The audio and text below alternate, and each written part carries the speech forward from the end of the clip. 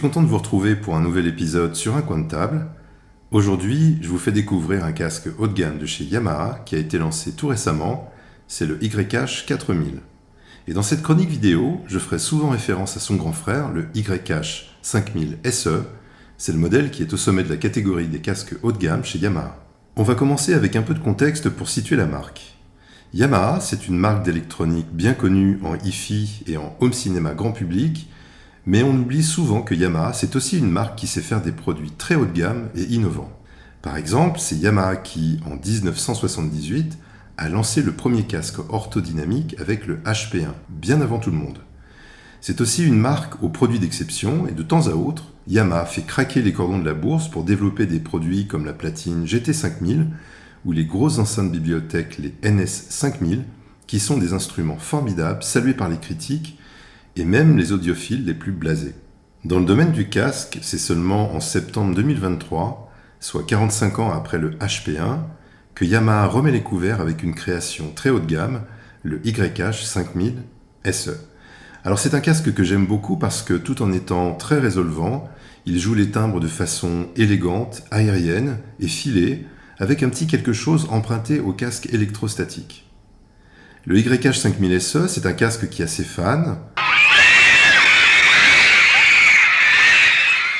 mais aussi ses détracteurs qui trouvent que le 5000 est un peu sage. Fin 2025, Yamaha lance un nouveau casque haut de gamme sorti de la cuisse du 5000, c'est le YH 4000. Même châssis, même driver, mais restitution différente, et ce nouveau modèle pourrait bien mettre tout le monde d'accord parce qu'il est très entertaining. N'est-ce pas, messieurs ? Commençons par les timbres. Les drivers du YH 4000 sont issus du 5000, mais ils ont fait l'objet d'un tuning très spécifique. Les timbres du 4000 s'expriment avec une touche de chaleur et une présence qui tranche avec l'écoute plutôt résolvante du 5000. Alors attention au terme chaleur. Le 4000, c'est pas un casque excessivement chaleureux, c'est pas un casque charentaise qui plonge la musique dans un univers feutré ou cotonneux. Le casque est mat, ce qui procure une écoute assez dense et texturée. Les Américains disent « meat around the bone ». De la viande autour de l'os, tout est dit. L'écoute au casque et le barbecue, rien de tel pour rendre un homme heureux. Et si le terme mat évoque encore pour vous quelque chose de négatif, sachez qu'un casque de légende, le Hifiman Susvara, est précisément un casque mat. Reprenons sur le 4000. Sa façon de jouer les timbres rend l'écoute des instruments acoustiques vraiment très engageante. Par exemple, sur le Come Together interprété par Musica Nuda sur un live à FIP, on a la voix de Petra Maggioni qui est accompagnée d'une double basse pincée.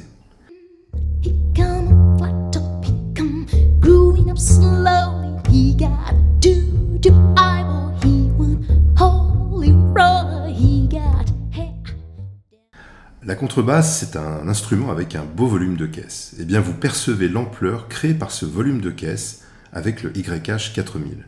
Autrement dit, vous n'entendez pas seulement des cordes, mais tout l'instrument, son coffre, ses résonances. Et ce que je vous décris pour une contrebasse est aussi vrai pour un piano, des percussions, c'est captivant. Le YH 4000, c'est aussi un casque qui sait faire parler la poudre. J'ai trouvé qu'il avait des capacités dynamiques et une vélocité très convaincante. Pour résumer les choses, je dirais que c'est un casque à la personnalité très énergétique. Et la conséquence de cela, c'est que les timbres du 4000 sont plutôt projetés.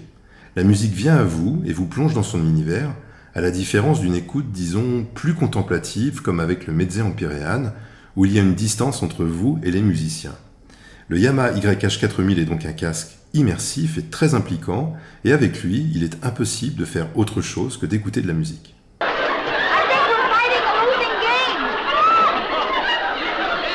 Cette énergie délivrée par le 4000, on la doit à la conception des écouteurs. Quand on dépose les pads, on dévoile l'intérieur des écouteurs et là on découvre un grand et beau vide. C'est aussi comme cela à l'intérieur des écouteurs du 5000. Et là vous vous dites, grosse arnaque, j'ai payé un casque très haut de gamme avec rien dedans. Alors attention parce qu'en fait, c'est une des raisons du caractère très énergétique de ces deux Yamaha. Je m'explique. Quand un driver est fixé sur un écouteur en bois massif par exemple, cet écouteur a une masse qui absorbe une partie de l'énergie émise par le driver. Et c'est d'ailleurs partant de ce constat de dispersion de l'énergie dans la masse que le fabricant britannique de platine vinyle Rega a imaginé ses modèles les plus haut de gamme autour d'un squelette minimaliste plutôt que sur une plate massive. Et ces modèles de platine ont justement une restitution résolvante et très dynamique. Bon, une fois que vous avez évidé un écouteur de casque, arrivent d'autres problèmes, comme une gestion des réverbérations à se tirer les cheveux. Mais vous savez maintenant pourquoi les casques de la série YH de Yamaha dégagent cette sensation de vélocité, de spontanéité quand ils jouent la musique. Cette conception des écouteurs a un autre bénéfice, c'est la physicalité. En écoutant des morceaux avec des frappes de grosses caisses, des slaps de basse ou des charges orchestrales, on ressent des mouvements d'air à l'intérieur des écouteurs. Bon, pas des mouvements d'air à décorner les vaches, mais un effet de kick net qu'on ressent parfois avec des casques électrodynamiques, mais plus rarement avec des casques planars magnétiques, sauf peut-être la BIS 1266, qui est une référence en la matière. Et pour se rendre compte de cela, il suffit d'écouter le morceau d'électro intitulé Frogs du belge Bolis Pupul. Dis-moi.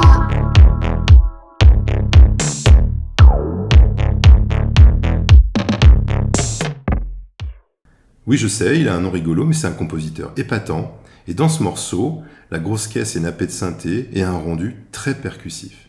Eh bien moi, ça m'a vraiment surpris que le YH4000 soit capable de délivrer de telles sensations d'impact.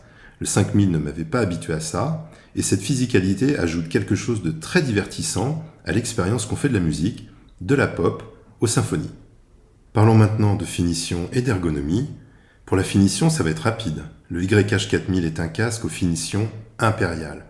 Et on profite là du savoir-faire de Yamaha et de ses ateliers haut de gamme au Japon, et c'est vraiment bien qu'avec ce modèle, on ait gardé la qualité de fabrication du grand frère.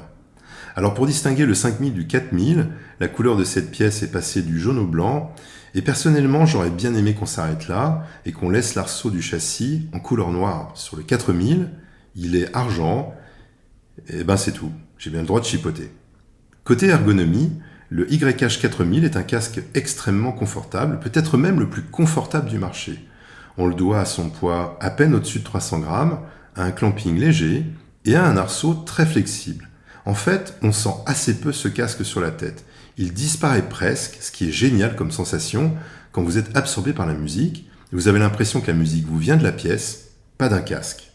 Pour amplifier le YH4000, vous aurez l'embarras du choix parce que ce casque est très facile à driver et j'ai obtenu de très beaux résultats d'écoute avec toutes les électroniques ici au showroom, les amplificateurs à tube ou à transistor et même les dongles. Une petite mise en garde tout de même, si vous avez une source ou un amplificateur au timbre chaud et épais, je vous conseille de vérifier si le 4000 est fait pour vous, parce que la double dose de chaleur et de gras, ça peut être un peu trop pour vos oreilles et votre cholestérol. Mais personnellement, j'ai trouvé un bel équilibre à jouer le 4000 depuis des électroniques qui ont des restitutions plutôt claires. Tiens, puisqu'on parle de l'incidence des électroniques, je voudrais vous parler d'autres facteurs qui influencent la restitution. Il y a les pads, qu'on appelle aussi coussinets en français, et il y a aussi les câbles. Alors, en abordant le sujet des câbles, je vois déjà une horde d'enragés me tomber dessus, criant à l'escroquerie et au sacrilège. The power of Christ compels you! Il se trouve donc que Yamaha propose 3 accessoires qui sont livrés d'office avec le YH5000 SE, mais sont proposés en option pour le petit frère, le 4000. La première option, c'est une paire de pads, très proche de celle du 4000, avec une combinaison de cuir et de textile, mais avec cette option, on trouve du cuir à la surface. L'autre paire de pads en option est en suédine sur toutes les surfaces, et puis il y a un câble étamé argent, qui est aussi la métallurgie retenue pour le 4000, mais le câble du 5000 comporte un nombre de brins bien supérieur. Bilan des courses. Les pads en suédine préservent l'équilibre tonal du YH4000, les notes ont des contours plus nets, les extinctions de notes sont plus courtes. En fait, tout est plus précis, mais pour tout vous dire, j'ai pas à trouver un grand intérêt à ces pads. C'est un peu le flacon sans l'ivresse, c'est une mauvaise pioche alors que ces pads sont mes préférés pour jouer le YH5000 SE. Passons aux pads hybrides du 5000. Quand ils sont installés sur le 4000, ils apportent une touche de lumière sur les aigus qui éclaire les voix féminines, les cymbales et donne une sensation générale de plus de détails dans la restitution. J'ai trouvé cet apport plutôt intéressant. En utilisant le câble cuivre-argent du 5000 sur le YH4000, j'ai retrouvé cette fraîcheur apportée par les pads optionnels sur la partie haute du spectre, mais là, l'effet est encore plus convaincant. La balance tonale reste globalement homogène, tout en profitant du meilleur des deux mondes, du poids dans les graves et plus de clarté dans les médiums et les aigus. C'est vraiment très bon. Alors le câble du 5000, c'est une option haut de gamme, le prix l'est aussi, mais pour essayer beaucoup de câbles, je trouve que ce prix est largement justifié et c'est un achat que je recommanderais sans hésiter pour donner une nouvelle couleur à la restitution de votre YH 4000. On arrive à la fin de cette vidéo. Pour conclure, je dirais que ce Yamaha YH 4000 est un casque très engageant et expressif, doté d'une belle énergie, ce qui en fait un Yamaha assez étonnant par rapport à son aîné. Dans sa catégorie de prix, on trouve d'excellentes propositions, je pense au HiFiMan HE1000 Unveiled, à l'Austrian Audio Composer ou encore au Grado S950. Alors dans cette petite famille, le HiFiMan est le casque qui délivre le plus de clarté, de lumière et d'intensité sur les timbres. Son image est large et profonde, plus large que profonde à vrai dire. Le Yamaha propose, lui, des timbres qui ont, comme le HiFiMan, beaucoup de présence, mais dans un registre plus terrien qu'aérien. Les notes ont en quelque sorte plus de poids avec le Yamaha. En matière de spatialisation, le Yamaha ne fait pas aussi bien que le HiFiMan, mais le YH 4000 prend l'avantage sur le relief, car avec lui, je distingue plus nettement les plans où sont placés les musiciens. Quant au S950, c'est un casque épatant qui signe le renouveau de Grado dans l'univers du casque audiophile. Bon, il faut penser à changer les pattes des Grado pour ceux des ZMF ou de Beautiful Audio, mais en faisant cet effort, le Grado est un casque qui joue la musique merveilleusement. L'atmosphère tonale du S950 est assez voisine du Yamaha, ils jouent dans une même cour, mais les timbres du Grado sont plus effilés alors que ceux du Yamaha jouent plus la carte de la présence, de la texture. Voilà pour les comparaisons, mais une remarque tout de même avant de se quitter. Quand je me prête à cet exercice, il ne s'agit pas de créer une hiérarchie et de dire qu'un casque est mieux que l'autre. Je vous donne mon avis, je compare la personnalité que je perçois avec chacun d'eux, en sachant que finalement, rien ne vaut vos oreilles pour faire le bon choix. C'en est terminé de cette présentation du Yamaha YH 4000. Je vous donne rendez-vous bientôt pour un autre épisode sur un coin de table, et d'ici là, profitez bien de votre musique.